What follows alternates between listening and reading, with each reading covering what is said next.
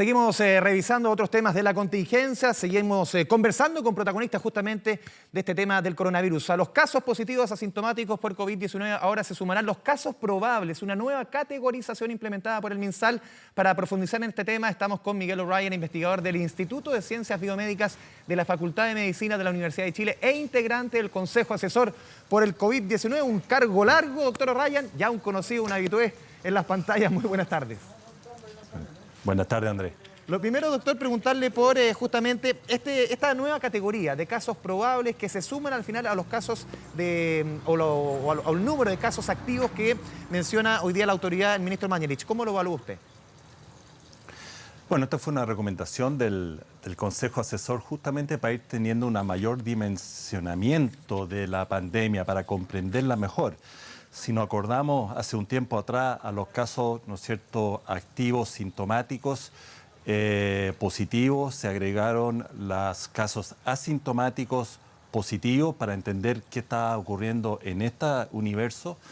Y ahora se ha propuesto para tener una claridad de aquellos casos en donde no tenemos PCR disponible, si bien el país ha hecho un serio esfuerzo, ¿no es cierto?, por tener una amplia capacidad de PCR, no da para todos.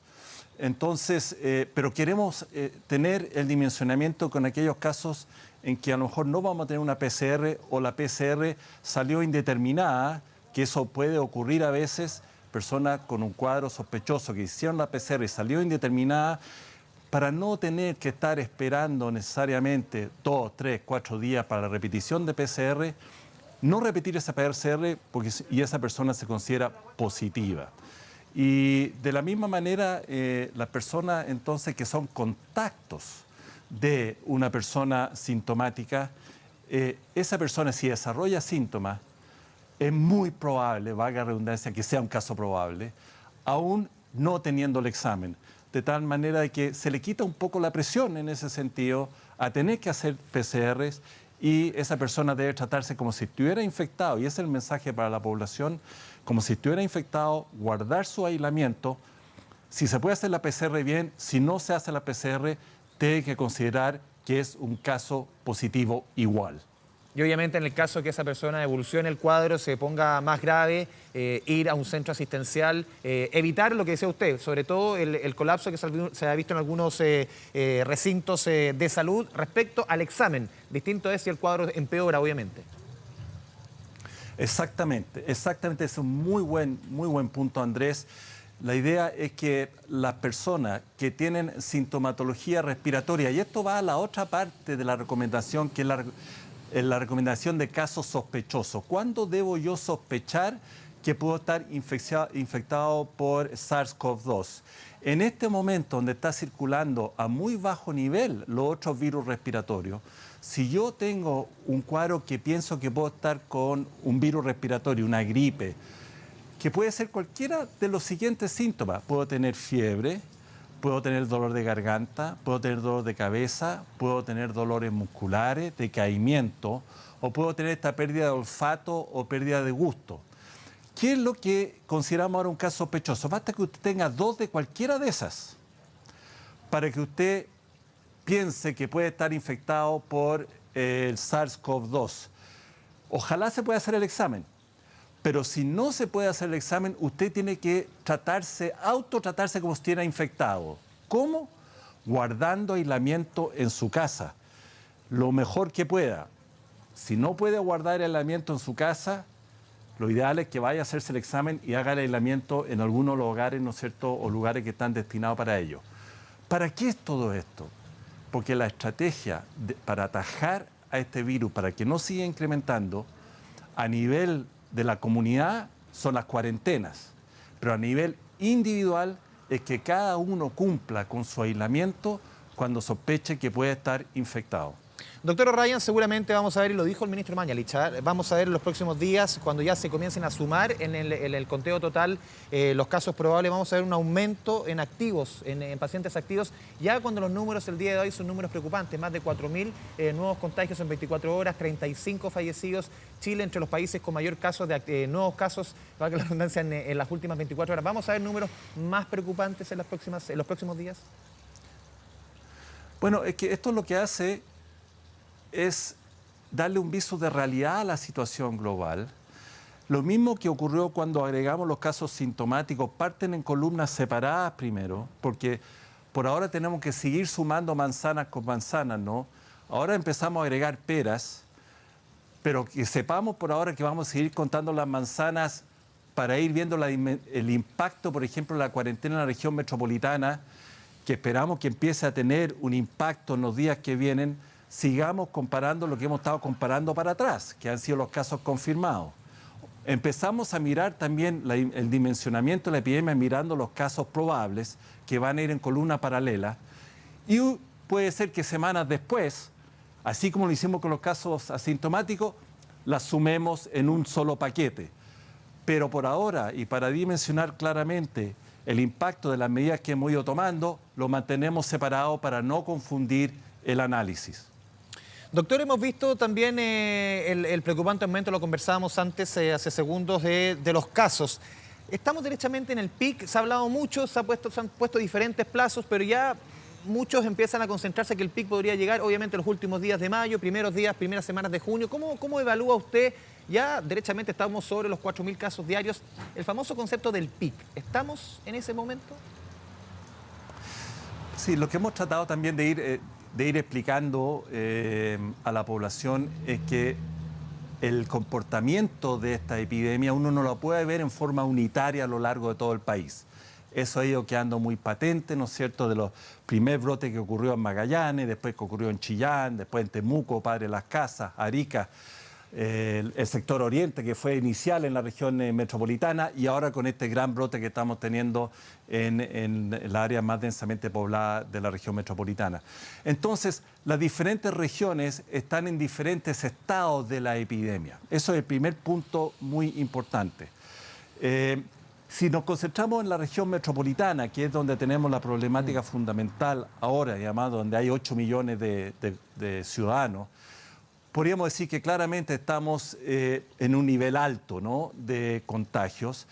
Y lo que uno puede esperar entonces, razonablemente, basado ya en la experiencia, es que con las medidas de cuarentena que ya se implementaron hace 10 días en algunas de las comunas importantes, que ya se está viendo un cierto aplanamiento, más lo que podríamos esperar con la cuarentena que comenzó recién el viernes ahora, en 7 días desde el viernes, o sea, este viernes o a la otra semana, uno debería empezar a ver un cierto grado de aplanamiento, seguido después, manteniendo la cuarentena, lo que podría empezar a ser una baja.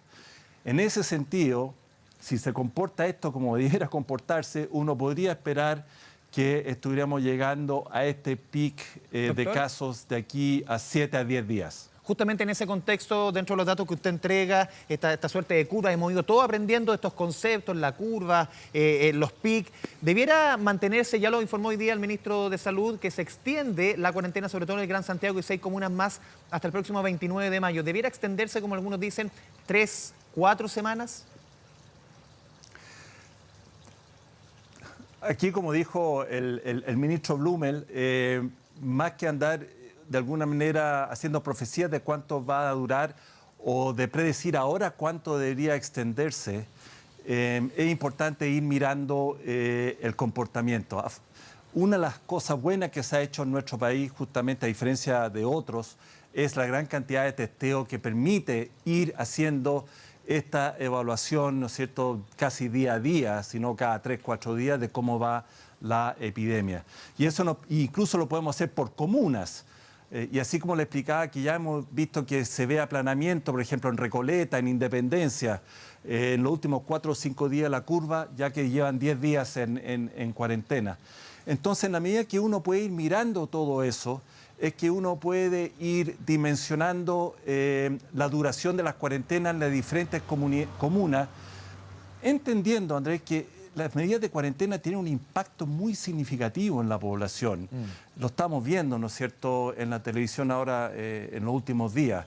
Entonces, si logramos el impacto en la curva, en disminuir la curva, lo más eficazmente posible, con las menores cuarentenas posibles, ese va a ser el dimensionamiento final del éxito de la estrategia. Si eso va a durar 2 semanas o 3 semanas, o las comunas que entraron hace 10 días, a lo mejor van a poder salir antes, probablemente, que las comunas que entraron ahora recién este viernes. Eso es lo que uno puede esperar para las próximas 2 o 3 semanas. Yo diría que menos de 2 semanas de cuarentena, dado que el periodo de incubación del virus es 2 semanas, probablemente no va a ocurrir. Así que hay que estar preparado por lo menos para 2 semanas. Sí, 2 semanas ya no ocurrió, ya están hasta el 29 de mayo, doctor. También otra información muy importante que entregó hoy día el ministro de Salud, que es muy importante, sobre todo, en el caso uno siempre de repente habla por el tema personal, con los niños chicos. Hoy día cuando muchos niños están guardados en la casa y uno tiene la suerte de poder mantenerlos en la casa y bien cuidados, lo dijo el ministro, hay varios virus respiratorios que son muy típicos de esta época. Adenovirus, el sincicial, la influenza, que hoy día no están presentes. O sea, cualquier persona que presente hoy día un cuadro respiratorio, complicación, tiene que ver con el COVID-19, no va a tener que ver con estos 3 cuadros virales típicos de esta época que son tan presentes y que tanto asustan, sobre todo el sincicial que no tiene vacuna, a los papás. Sí, por ahora. Por ahora. Por ahora. Importante eso. Y sí, es por ahora y es posible, incluso probable, que estas cuarentenas inéditas que estamos teniendo están teniendo este impacto epidemiológico positivo sobre los otros virus respiratorios que son tan típicos de esta invierna. Pero como vemos ahora las temperaturas están bajando, con la bajada de las temperaturas estos virus respiratorios tienden a sobrevivir mejor en el ambiente, entonces no sería improbable que empezáramos a tener incremento de VRS, parainfluenza, adenovirus no tanto, influenza quizás no tanto porque hemos tenido una muy buena campaña de vacunación, pero vamos a tener incremento de estos virus en las próximas semanas. Ahora, la pequeña buena noticia quizás dentro de todo esto es que el VRS afecta, como muy bien dice usted, fundamentalmente a niños, especialmente lactantes menores, que han sido bastante bien tratados por el coronavirus, por decirlo de alguna manera. Han sido pocos los infectados, de tal manera que no va a ser bueno, obviamente, tener todos estos virus circulando al mismo tiempo, porque va a estresar más nuestro sistema de salud, pero que vaya a ser una sumatoria en la población adulta, probablemente no. Los pediatras van a empezar a trabajar también mucho más ahora. Estamos acostumbrados los inviernos con las campañas de invierno por VRS, por influenza, por parainfluenza y otros virus respiratorios. Doctor Raya, muchas gracias por esta conversación con TVN, con 24 tarde. Que tenga una muy buena jornada. Gracias, Andrés. Buenas tardes.